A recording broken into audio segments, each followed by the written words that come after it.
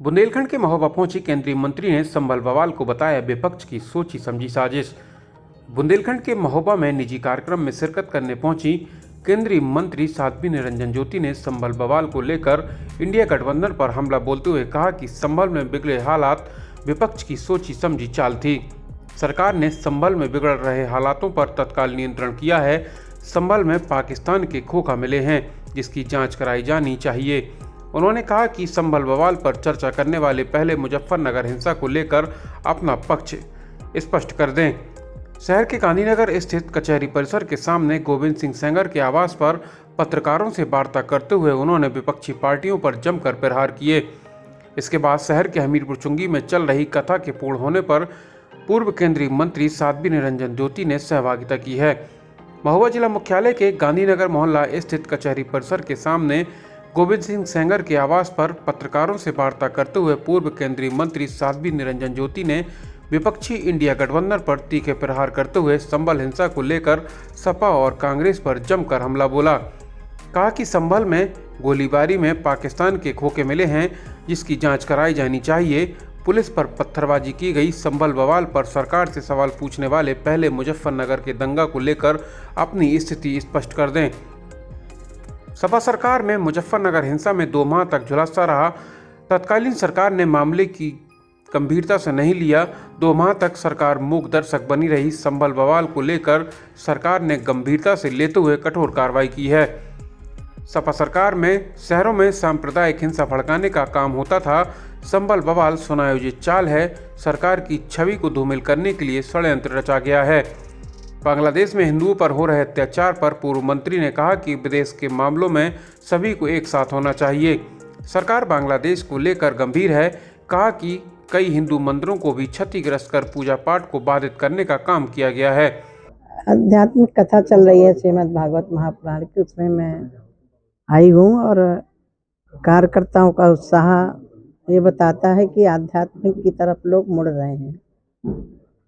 हमारे वेदों ने कहा यह तो अभ्युदय निश्रेय सिद्धि, जितना यात्रा आप नीचे की करेंगे उतना ही आप ऊपर विकसित होंगे, विशाल होंगे। ये श्रीमद् भागवत महापुराण की कथा चल रही है, उसी में मैं आई हूँ। धीरेन्द्र शास्त्री जी ने अभी सनातन यात्रा निकाली, कितना सही मानती है इस यात्रा को और क्या जरूरत है अभी और ऐसे और साधु संतों? देखिए, हमारा देश यात्राओं का हमेशा रहा है। जब भी जरूरत पड़ी है तो यात्राएं निकाली गई हैं। यात्राओं के माध्यम से जब सगर के पुत्र सारे राख बन गए थे, उस समय भगीरथ जी ने यात्रा निकाली थी उनके उद्धार के लिए। और मुझे लग रहा है कि धीरेन्द्र शास्त्री जी हों या अन्य आचार्य हों, सबको मिलकर के जगाने का काम करना चाहिए। और ये अच्छी बात है कि हिंदू एक हो। हम किसी की उपासना पद्धति का विरोध नहीं करते, लेकिन हमारी उपासना पद्धति पर कोई कटाक्ष करे, कोई कोरोना वायरस कहे, मलेरिया कहे, डेंगू कहे, तो उनको जवाब देने के लिए एकत्रित होना बहुत आवश्यक है। दीदी, संभल हिंसा को कैसे देखती है? संभल में 46 साल के बाद एक बंद मकान में मंदिर निकला है, आज उसका जलाभिषेक हुआ है, पूजन शुरू हुआ है, क्या कहेंगे? देखिए, बहुत सारे ऐसी जगहें हैं जहां मंदिर तोड़ करके घर बनाए गए हैं, कब्जा किया गया है।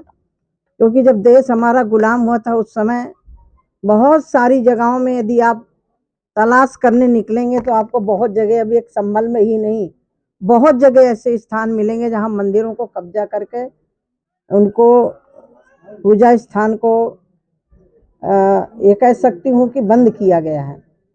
दीदी, संभल हिंसा में सदन में लगातार विपक्ष जो है सरकार पर हमलावर हो रहा है और संभल हिंसा में जो हिंसा हुई है उसको देखते हुए सरकारी कर्मचारियों पर और पुलिस पर गोली मारने का आरोप लगा रहा है। कैसे देखिए, गोली आपने देखा होगा कि मैंने मीडिया के चैनलों के माध्यम से ही देखा कि जो वहाँ खोखा मिला है वो पाकिस्तानी खोखा है।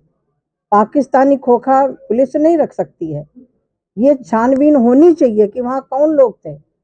जब रातों रात पत्थर इकट्ठे किए जाते हैं, पुलिस पर पत्थर फेंके जाते हैं, उनका समर्थन वही लोग कर रहे हैं जो पत्थरबाजों का समर्थन करते हैं। पुलिस निष्पक्ष काम कर रही है, प्रशासन निष्पक्ष काम कर रहा है।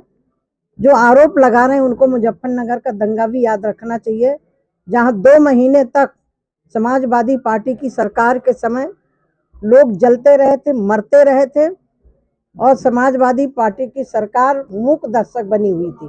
लेकिन माननीय मुख्यमंत्री जी ने तत्काल उस पर कंट्रोल किया है। प्रशासन वहाँ मुस्तैदी से डटा हुआ है।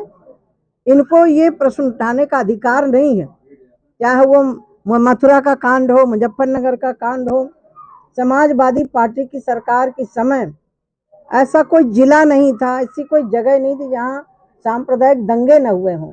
वो दंगा नहीं था, पुलिस के ऊपर, प्रशासन के ऊपर पथराव हुआ और पुलिस अपने बचाव में कार्रवाई हुई। और वो जानकारी मिली है कि जो हत्याएं हुई हैं वो कहीं ना कहीं सुनियोजित तरीके से पाकिस्तानी खोखा मिलना ये संदेह पैदा करता है कि कहीं ना कहीं सुनियोजित तरीके से उत्तर प्रदेश को एक सांप्रदायिक दंगों की ओर ले जाने के लिए समाजवादी पार्टी कोशिश कर रही है। कांग्रेस की सांसद प्रियंका गांधी वाड्रा लगातार एनडीए को घेराबंदी कर रही है बांग्लादेश को लेकर, जिस तरह से बांग्लादेश में हिंदुओं पर लगातार अत्याचार की घटना सामने आई। कितना सहमत है? वो कह रही है कि अब मोदी जी क्यों नहीं बांग्लादेश में कुछ कर पा रहे? मुझे लग रहा है विदेश के मामले में सबको सोच समझ के बोलना चाहिए। सरकार विदेश का मुद्दा जहां उठे वहां सबको एक साथ मिलकर बात करना चाहिए। और माननीय अभी विदेश मंत्री भी वहां जाकर के हैं, सरकार पूरी तरह लगी हुई है। लेकिन मैं उनके लिए पूछना चाहती हूँ जो हिंदुस्तान में रह करके कुछ लोगों के लिए हल्ला पार्लियामेंट में मचाते हैं, क्यों नहीं चर्चा की मांग करते कि हम सब लोग मिलकर के बांग्लादेश के हिंदुओं की रक्षा के लिए चर्चा करेंगे और वहाँ की सरकार से कठोर शब्दों में कहेंगे कि हमारे वहाँ के लोगों को सुरक्षित किया जाए।